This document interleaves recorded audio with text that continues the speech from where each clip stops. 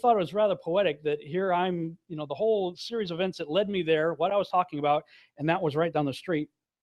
They exposed it as a fraud. And just so happened, if you go look it up, that Wernher von Braun and company were down in Antarctica in the late 1960s, prior to us allegedly going there in 69, looking for moon rocks. You can look that up for yourself. Going to Antarctica looking for moon rocks. So first of all, at that point, we hadn't even been there yet. So how do you know if you find a rock that it's from the moon? It's not like you go, oh, made on the moon. Cool. All right, let's categorize that one. Oh, this one's made on Mars. Put that one over here. There's no way you're going to know that.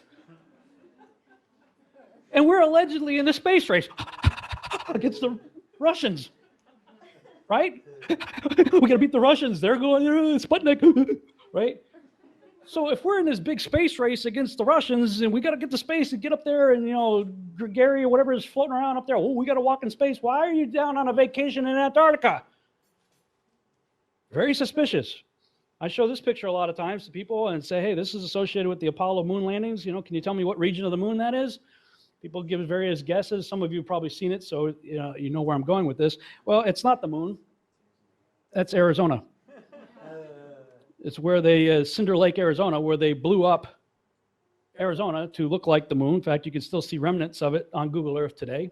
I recently went there because I had already done all the presentations, and I was in Arizona not too long ago. I'm like, I'm going there. And if you saw the video I posted on YouTube, it's called Rob Skiba Walks on the Moon. I shot a little selfie of myself, there. Maybe that's why, you had the before and after. Before, these guys were like, ooh, yeah, ooh. And then when you have the press conference, when they come back, allegedly coming back from the most significant thing human beings have ever done, ever, that's the way they looked. And if you watch the actual presentation, they don't, look, man, if I was on the moon, if I had ever walked on the moon, I'd still be floating when I came back here. You'd have to tie a tether to me. So I didn't fly away because I'd be spazzed. I'm pretty hyper anyway.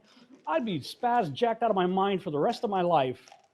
These guys look like their dog was shot. They just found out Santa Claus isn't real. The Easter Bunny, they were so, to me, honestly, they looked like good patriotic men that hated the fact that they had to lie. That's, I'm maybe reading too much into it. Fair enough. But watch it for yourself and see what you think.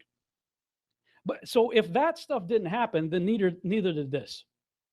This is Apollo 17 that allegedly took this picture. And that's the only picture we've had until we get into much later. That was in 1972. We have all these pictures put out by NASA. Which one is it? They're always different. And if you look at these, a lot of these, they'll tell you right off the bat, especially the 2002 one, the most famous one. This is a composite. It's created in Photoshop. The one in 2002 right there, I went through that with a fine-tooth comb, if so to speak, in Photoshop and showed you where they're using the Photoshop clone tool to replicate clouds all over the place. It's manufactured. That same, they redid the old Star Trek episodes, the 1960 ones. They had all cheesy special effects because they had basically the catering budget of today's TV shows to do what they did. So they redid the special effects.